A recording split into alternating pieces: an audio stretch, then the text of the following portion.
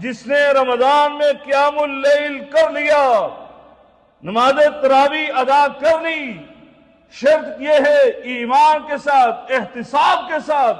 یعنی اجر و ثواب کی نیت کے ساتھ، غفر لہ ما تقدم من ذنبہ،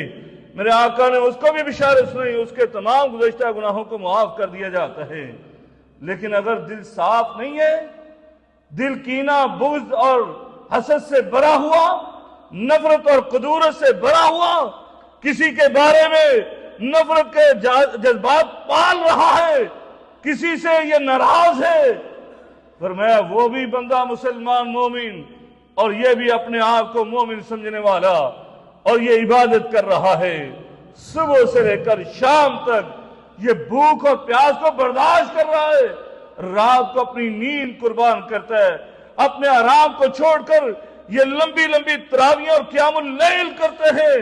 فرمایا ان کا کسی کا کوئی فائدہ نہیں ہے جب تک یہ اپنے دل کو صاف نہیں کرتا۔